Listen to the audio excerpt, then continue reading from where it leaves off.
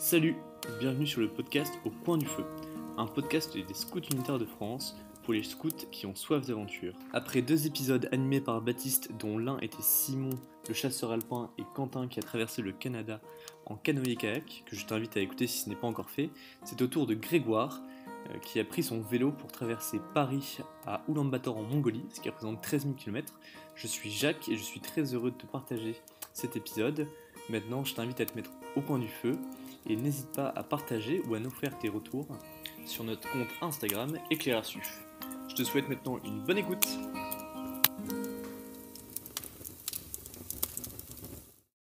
Bonjour Grégoire. Bonjour Jacques. Merci de nous partager ton aventure dans ce nouvel épisode du podcast Au coin du feu. Cette semaine, tu nous parles de ton trajet à vélo de Paris jusqu'à Oulan-Bator en Mongolie, ce qui représente à peu près 13 000 km. La Mongolie, effectivement, ce n'est pas à côté. Et tu as décidé de prendre ton vélo. Tu vas nous partager quel sens tu as voulu donner à ce périple. À toi de jouer. La première question, c'est pourquoi tu as voulu partir à l'aventure ?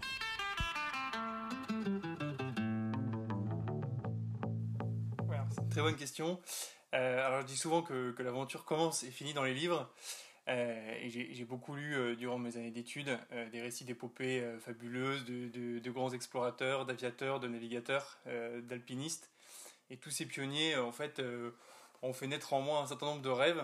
Et donc après avoir terminé mon école de commerce à 23 ans, j'ai réalisé qu'il était grand temps de tirer sur mes rêves le rideau de l'aventure, et qu'il était urgent de libérer mon envie bouillonnante d'action, ma curiosité pour certains sujets, et mon envie de rencontre aussi, principalement. Et pourquoi la Mongolie ? Très bonne question aussi. Alors premièrement, parce que dans mon envie d'absolu, j'ai souhaité traverser d'abord l'Europe en entier, et puis l'Asie. Alors je devais initialement aller jusqu'à Pékin, en Chine, aux confins de l'Asie. Finalement, j'ai mis le cap sur Ulaanbaatar, qui n'est pas très loin pour des questions de visa.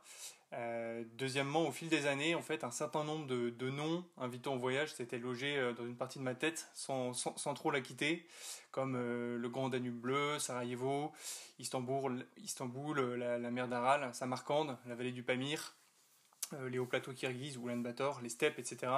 Ça, c'est que des noms qui font rêver, et j'étais assez excité par toute cette toponymie et les légendes qui s'en suivaient, et donc j'ai voulu voir ces lieux de mes propres yeux.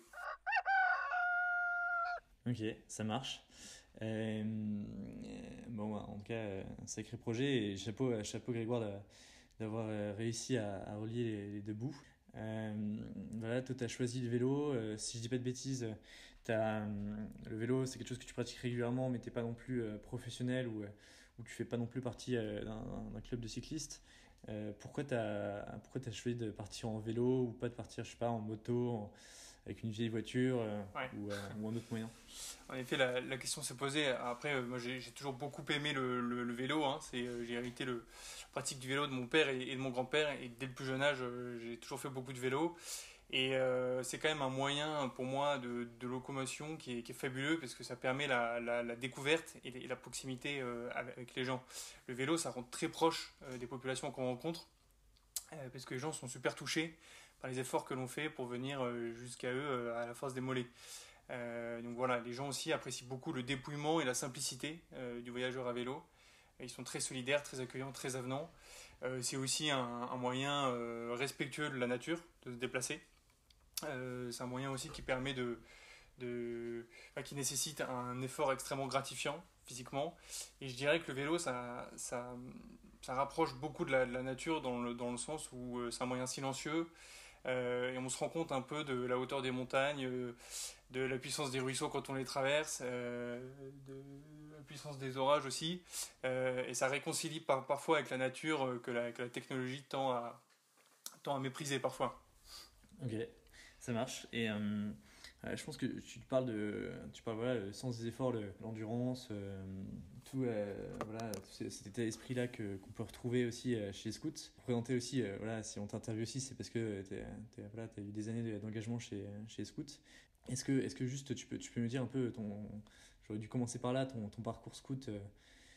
Je sais que tu étais d'abord chez les Europes et après chez les SUF. Est-ce que tu peux rapidement nous en parler ? Oui, alors j'ai été louveteau à Aix-en-Provence, dans le sud, puis scout d'Europe. dans les Alpes, à Annecy, jusqu'à la fin de mon lycée, jusqu'en terminale. Et après, je suis parti à Lille pour mes études, où j'ai été chef au SUF. J'ai été assistant à la troupe pour les éclaireurs pendant 2 ans à la troupe de la Madeleine. Et du coup, pour entrer directement dans le vif du sujet, tu vas rapidement nous partager juste après ton parcours. Moi, ce que je me dis juste, c'est à partir de quel moment tu as le déclic de faire ça et voilà, combien de temps ça t'a pris pour préparer ton projet. Est-ce que partir seul, je sais pas combien de mois t'es parti, mais c'est quand même assez, ça peut être un peu cette solitude-là. Je sais que là, on est en période de confinement en ce moment, du coup, la solitude, on commence à la connaître un petit peu, mais et pourquoi partir seul et combien de temps ça t'a pris pour te lancer? Alors, en termes de préparation et de temps de préparation, je suis sûrement pas un modèle.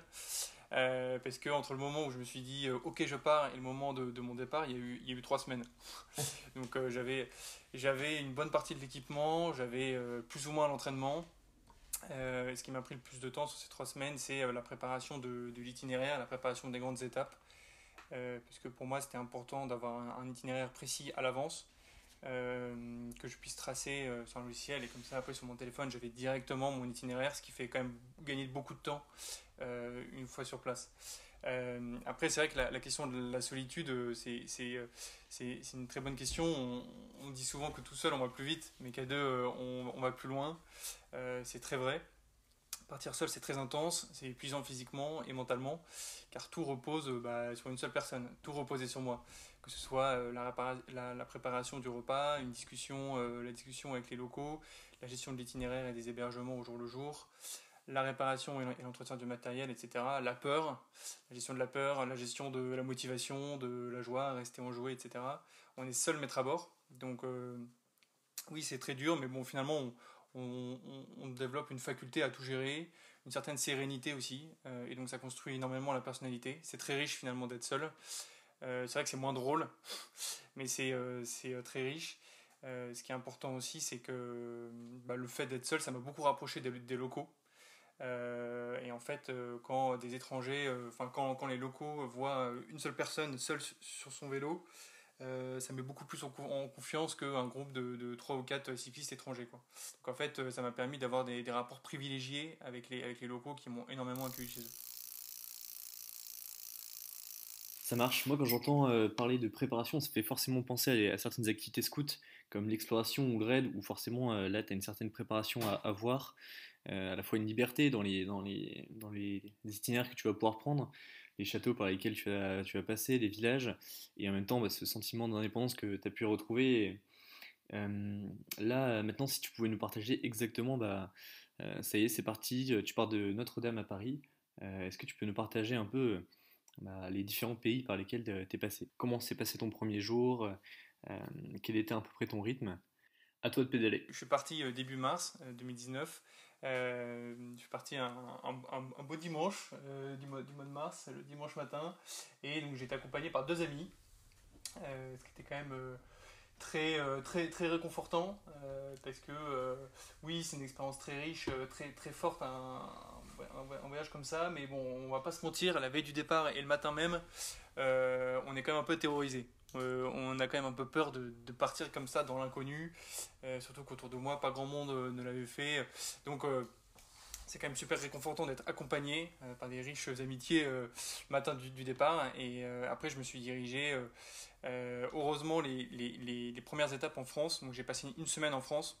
J'ai quitté la France au niveau de Mulhouse, et j'avais un rythme tout à fait tranquille la première semaine pour habituer mon corps, habituer aussi m'habituer moi-même psychologiquement à mon voyage. En moyenne, j'ai fait 130 sur la globalité de mon voyage, je faisais 130 km par jour, ce qui est beaucoup, ce qui est quand même beaucoup. Et la première semaine en France, j'étais bien au-dessous pour m'habituer. Et j'avais prévu toutes mes étapes le soir chez des amis, chez des cousins, dans des paroisses. Donc ça, c'était très réconfortant. Et après, la grande aventure, je dirais, elle a commencé, parce qu'après j'ai traversé l'Allemagne et l'Autriche. C'est pareil, j'avais plus ou moins prévu à l'avance. Et la grande aventure, elle a commencé en Hongrie et dans les Balkans, où en fait, là, on sort de l'Union Européenne. c'est dans des pays qui sont moins développés, où leur langue est totalement différente. Et c'est là où l'aventure commence réellement. Moi, j'avais à cœur vraiment d'avoir foi en la Providence et de m'en remettre un peu, de m'en remettre un peu à la Providence. Et donc, j'ai beaucoup tapé le soir à la porte des maisons de village. Et ça a beaucoup marché. Je suis parti avec une tente que j'ai utilisée que 3 fois en 6 mois, entre Paris et Ulaanbaatar. Et après, j'ai traversé les Balkans, traversé la Turquie. Et après, je suis arrivé en Asie centrale. J'ai traversé la mer Caspienne en bateau. J'ai traversé l'Ouzbékistan, après le Kazakhstan, le Kyrgyzstan, le Tadjikistan. Au Tadjikistan, c'était très dur parce que j'ai traversé le massif du Pamir. Donc, le massif du Pamir, c'est un enchaînement de montagnes très très haute et avec une vallée qui passe entre ces montagnes qui s'appelle le corridor du Wakhan, qui est la frontière naturelle avec l'Afghanistan. Là, c'était très dur parce que typiquement ce corridor-là qui fait à peu près 550-600 km, il n'y avait pas un mètre d'asphalte, de goudron. Donc c'était que de la piste et des routes en sable. Très dur physiquement et mentalement. C'était très haut en altitude, puisque cette route-là, elle culmine à 4300 mètres, je crois. Et après, je suis retourné au Kazakhstan. Je suis allé en Chine, dans la région autonome du Xinjiang, dans le nord-ouest de la Chine, où j'ai eu quelques démêlés avec la police, parce que c'est une région politiquement qui est pas facile, où les Occidentaux sont pas les bienvenus. Encore moins à vélo, donc j'ai été forcé de rouler sur l'autoroute pendant près de 1400 km par la police. J'étais suivi par la police très très souvent et j'avais pas le droit de discuter avec les locaux. J'ai eu la chance de pouvoir assister à la messe catholique du 15 août à Urumqi, qui est la capitale de cette région-là, et j'étais sous escorte policière jusqu'à l'église et le prêtre n'a pas voulu discuter avec moi puisqu'il était écouté. Voilà, assez spécial comme univers. Et après, je suis rentré en Mongolie. Ça marche. Et pour moi, tu as potentiellement 2 trajets. Tu en as plus évidemment, mais tu as par le sud de l'Eurasie les Balkans et par le nord la Russie. Il y en a d'autres évidemment, mais toi, pourquoi tu es passé du coup plus par le sud de l'Eurasie? Alors, pour plusieurs raisons. Moi, mon objectif aussi, c'était donc d'abord de traverser l'Europe. Et en fait, quand on arrive à Istanbul, qui est le bout de l'Europe, au sud-est, c'est une certaine symbolique, parce qu'on arrive sur le détroit du Bosphore, et en fait, c'est le bout de l'Europe, on ne peut pas aller plus loin. Donc, moi, j'avais vraiment envie d'arriver à Istanbul à vélo, parce qu'on est vraiment...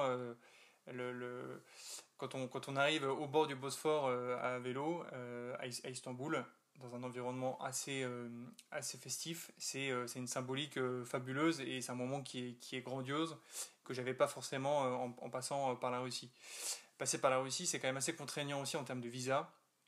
C'est contraignant aussi parce que c'est contraignant aussi par l'état des routes et moi j'étais très intéressé aussi par les Balkans. J'ai voulu me replonger en fait dans l'histoire de l'ex-Yougoslavie et dans le conflit qu'il a détruit. Donc moi j'étais assez attiré aussi historiquement par le sud-est de l'Europe, par les pays des Balkans que personne ne connaît et que nous on n'avait pas forcément étudié aussi en histoire. Très bien. Moi, ce qui m'intéresse, c'est aussi de me dire, voilà, voilà, souvent quand on part, quand je refais toujours le lien avec les scouts, mais quand on part en camp d'été, voilà, on quitte sa région pour en découvrir une autre. Alors on reste toujours dans l'Hexagone majoritairement pour découvrir une nouvelle région de France.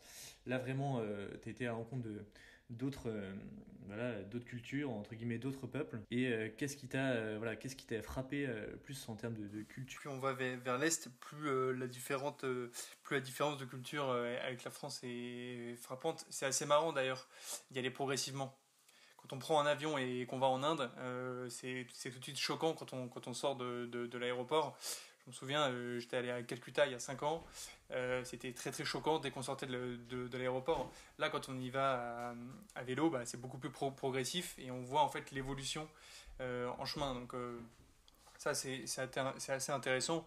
Ouais, ce qui m'a beaucoup frappé, je pense, ce qui m'a le plus frappé, c'est les peuples d'Asie centrale, que ce soit dans le désert, parce que j'ai traversé le désert du Karakalpakstan, qui est en fait une région semi-autonome dans l'ouest de l'Ouzbékistan, qui est une longue ligne droite de 600 km que j'ai traversé au mois de juin, donc il faisait un peu chaud. Mais je suis tombé malade en fait à la fin du désert, donc j'ai dû en sortir en train. Heureusement, bon, il y avait des villages dans ce désert-là, et moi j'étais très très frappé par les conditions de vie de ces personnes-là. C'est une grande leçon d'humilité que d'aller à la rencontre de ces personnes-là dans l'ouest de l'Ouzbékistan, parce que l'été il fait 45 degrés, et en hiver il fait moins 50, moins 60 degrés.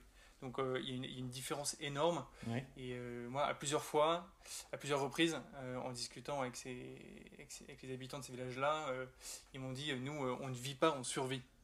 Et ça, c'est une énorme leçon d'humilité. Et on se rend compte qu'en France, on est quand même plutôt bien lotis. Ça fait énormément aimer la France, ce genre d'expérience. Et j'ai été très impressionné aussi par les peuples des confins au Tadjikistan, dans les massifs du Pamir, dans le corridor du Wakhan, parce qu'en fait c'était des habitants de villages très très simples, qui avaient parfois des voitures, mais ils avaient en tout cas pas de portable, ils n'avaient pas internet. Ils vivaient dans une joie et dans une simplicité assez déconcertante. Okay. Je me souviens d'un jour assez très très touchant, c'était le 14 juillet, 14 juillet dernier, où je me suis levé le matin et je me suis dit, alors aujourd'hui, il n'y a aucune chance pour que je croise un Français ici, parce qu'il n'y a pas de Français qui passe ici, mais je vais essayer de chanter quand même une Marseillaise tout seul dans l'endroit le plus sympa, le plus beau de la journée. Et alors je fais quelques kilomètres et là je passe dans un village et il y a des hommes qui m'interpellent, qui m'arrêtent, qui me disent de les suivre. Donc je les suis et là je tombe sur un mariage traditionnel, tadjik, en costume traditionnel. C'est très coloré, magnifique. Et en fait pendant la réception sur la place du village, je ne sais pas comment ils le savaient. Je l'avais peut-être dit dans la discussion, mais le père de la mariée prend le micro. Il m'a dit, alors voilà, on a un Français dans l'Assemblée, c'est notre invité d'honneur. Et aujourd'hui, c'est la fête nationale de son pays, c'est le 14 juillet. Donc je vais lui demander de chanter son hymne national devant tout le monde. Donc voilà, du coup, c'était un peu compliqué de faire marche arrière à ce moment-là. Du coup, j'ai dû me lever en tenue de vélo. En tenue de vélo, et j'ai entonné la Marseillaise a cappella devant les 300 invités. C'était assez marrant, et bon, je pense que la prestation artistique n'était pas trop loupée, à en croire les applaudissements.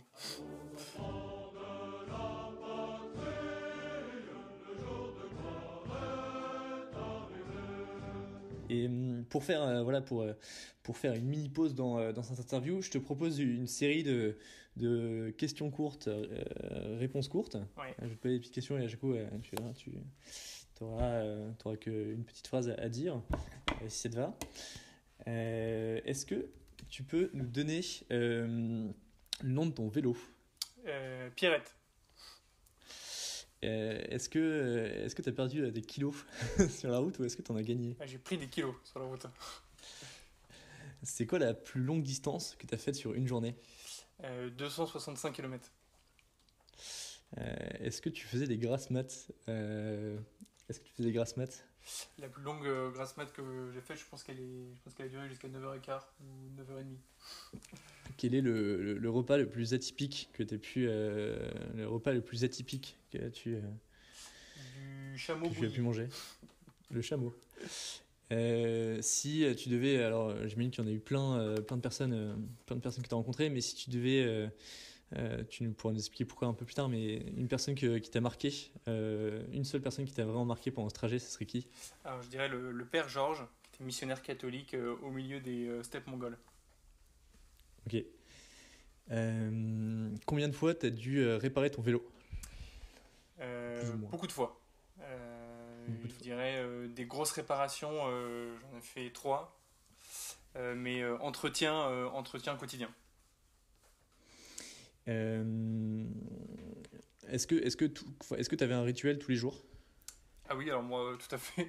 Alors moi, mon rituel, c'est de monter sur mon vélo et d'entonner une prière scout et de faire une petite prière et de réciter un poème.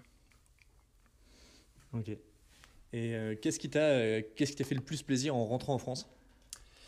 Retrouver mes amis, évidemment.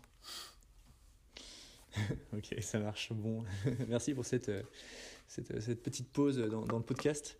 Je propose qu'on revienne un peu sur deux, trois encore. Je vais te poser encore deux, trois questions et on va clôturer l'interview. Et pour ceux qui le souhaitent, on pourra donner ton contact dans la description du podcast. Avec plaisir. Mais voilà, moi j'avais une question. Tout d'abord, c'était voilà, en moyenne, tu nous as dit que tu faisais 130 km de vélo par jour. Voilà, l'air de rien, sous des températures qui étaient parfois extrêmes. Ouais. Et en solitaire, qu'est-ce qui t'a aidé à surmonter ces difficultés? Alors, plusieurs choses. C'était quoi la dernière fois? J'imagine qu'il y a forcément des moments où ça devait être plus compliqué. Qu'est-ce qui t'a aidé à surmonter ces difficultés? Alors, ce qui m'a aidé à surmonter, c'est principalement c'est mes rencontres avec les missionnaires catholiques que j'ai rencontrés en chemin. C'était des gens qui étaient extrêmement inspirants, qui étaient pleins de joie et qui avaient un message qui était incroyable, qui était serrons les dents et allons de l'avant. Pour recontextualiser un peu, les missionnaires dans les Balkans et en Asie centrale, c'est des rôles qui ne sont pas forcément faciles, qui sont enfin, ces missionnaires-là, ils évoluent dans un contexte post-soviétique et sur des terres très islamisées, euh, où en fait ils sont très peu libres, et leur rôle est quand même crucial pour les populations pour réapporter de l'amour, de la joie à des populations qui sont quand même beaucoup meurtries par leur histoire. Ils avaient tous une flamme pétillante dans les yeux. Ils étaient pleins de confiance, très très sereins, et moi j'ai beaucoup pensé à eux et à leur message dans les moments de difficulté. Ça m'a donné beaucoup de force de les rencontrer.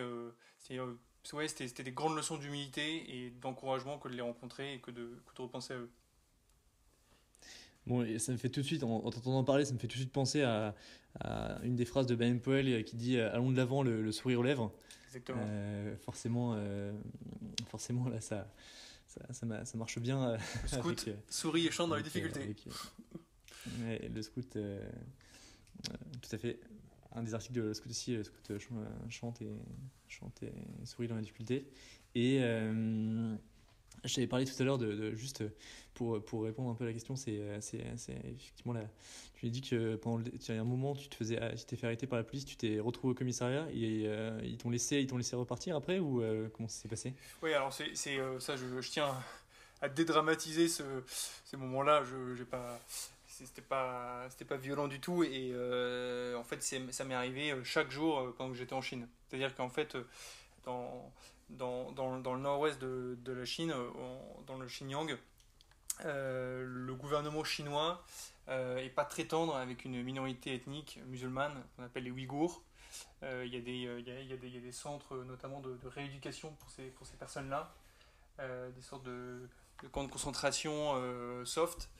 Et donc en fait les Chinois ont très peur des Occidentaux et en plus des cyclistes parce qu'ils sont très libres comme moi, qui viennent et qui potentiellement peuvent interroger la population, faire des reportages, prendre des photos. Donc en fait j'ai été beaucoup suivi par la police. Alors premièrement j'étais obligé de prendre l'autoroute, de rouler sur la bande d'arrêt d'urgence. Alors c'est beaucoup moins risqué que ça n'y paraît puisque les gens ne roulaient pas très vite et j'étais loin de la chaussée, mais je devais rouler sur l'autoroute et j'étais suivi très souvent par la police. Et en fait, à chaque sortie d'autoroute, donc il y avait une sortie d'autoroute tous les 100 km à peu près, à chaque sortie d'autoroute, il y avait un commissariat où systématiquement j'étais bloqué. Et on me demandait ce que je faisais, d'où je venais, pourquoi je venais en Chine, pourquoi à vélo, etc. J'étais fouillé. Mais de manière assez bienveillante, hein. À chaque fois, les policiers m'ont proposé de me loger, de me nourrir, etc. J'ai dormi plusieurs fois dans la voiture, dans un camion de police, qui était sur le parking, puisque le camping sauvage était interdit. Mais bon, en revanche, c'était un peu pesant dans le sens où moi, ça m'a fait perdre un peu de temps et surtout, en fait, j'étais obligé de rouler sur l'autoroute. Il y avait des barbelés, donc je ne pouvais pas sortir. Donc, j'ai pas vu beaucoup de choses en Chine. Et globalement, c'était pas très intéressant. Et surtout, un soir, typiquement, il m'est arrivé de louper une sortie d'autoroute, de me retrouver à 23h la nuit sur l'autoroute. C'était le fameux jour où j'ai fait plus de 250 km, où en fait là j'ai dû dormir dans un tuyau de canalisation sous l'autoroute, parce que je pouvais pas sortir planter ma tente dans le champ qui était au bord, quoi. Donc voilà, j'ai dormi dans un tuyau sous l'autoroute, sous l'autoroute de la soie de notre ami Xi Jinping. Ok. Ouais, c'est assez dingue. Et bon, t'as survécu en tout cas. Hein. Oui. Pas encore avec nous aujourd'hui, mais j'imagine que c'était pas très agréable. Et, j'ai très bien dormi pour autant.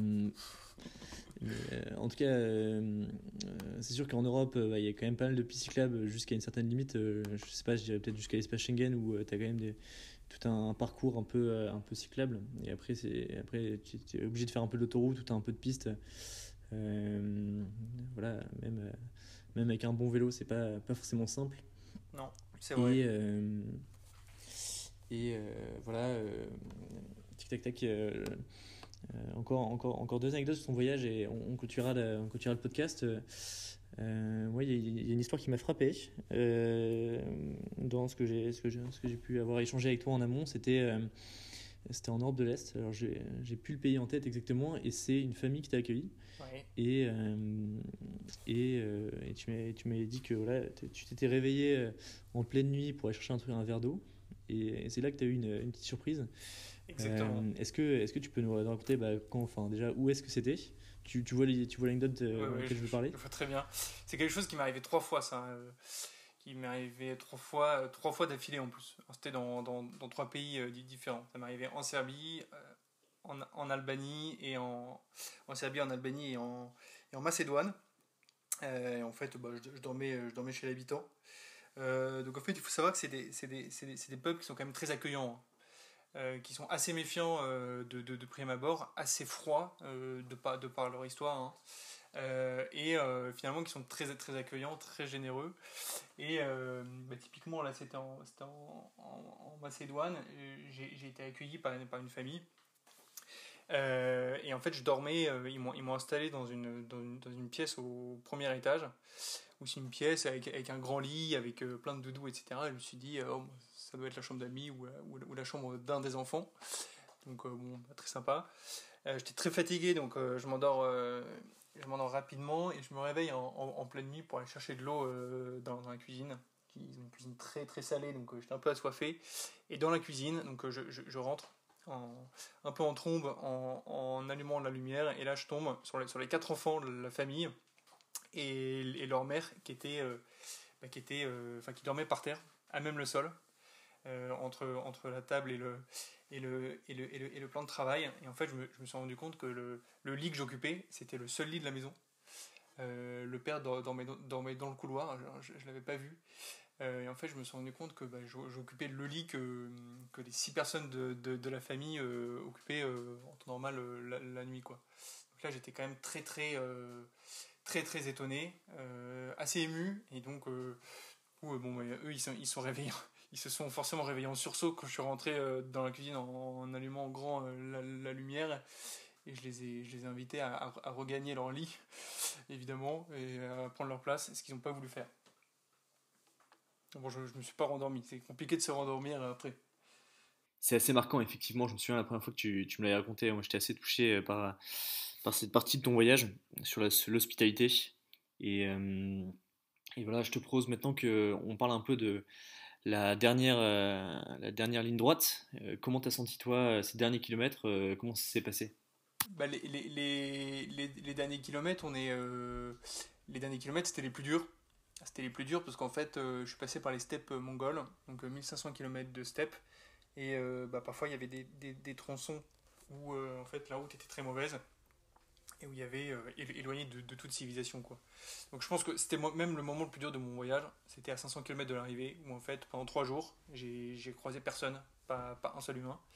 Et ça, c'est quand même très très très long, c'est très pesant. On est dans les steppes désertiques, c'est le néant total. Les steppes, elles sont aussi vides que le ciel bleu. C'est assez intense comme moment. Mais finalement voilà, on en revient. Moi, j'en revenais encore une fois au message des missionnaires qui est, ben voilà, faut pas se résigner. Parce que voilà, si on se résigne un peu trop vite, on risque de le regretter par la suite. Donc ça vaut le coup de se donner à fond encore là pendant quelques jours pour être fier de soi et pour aller au bout. Moi, il y a une phrase que disait le père de Foucault que j'aime beaucoup, c'est quand on part en disant qu'on va faire quelque chose, ne surtout pas revenir en disant qu'on l'a pas fait. Voilà, donc moi j'avais cette phrase un peu qui me trottait en tête.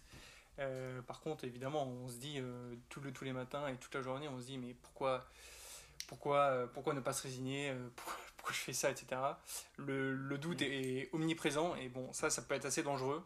Ça peut être assez dangereux, mais finalement, on est proche de l'arrivée, donc c'est quand même très grisant dans le bon sens du terme. On est super motivé et après, évidemment, quand on arrive, on est quand même assez ému et en fait, toute la pression, toute l'excitation du voyage retombe d'un coup. Donc là, on est dans une allégresse totale. On a l'impression d'être. Je pense que c'est un peu comparable au sentiment amoureux. On a l'impression d'être totalement amoureux et d'être super heureux, super accompli. Et ça, c'est magnifique. C'est un sentiment qui est très rare et qui est très éphémère, hein, mais qui est magnifique, qui est fabuleux. Maintenant que tu es de retour en France, la question qu'on pose régulièrement dans notre podcast, voilà, comment tu arrives à te reposer au coin du feu pour retrouver cette sensation d'aventure ou voilà, c'est comment tu fais pour te retrouver, quoi. Ouais, bien sûr, ouais.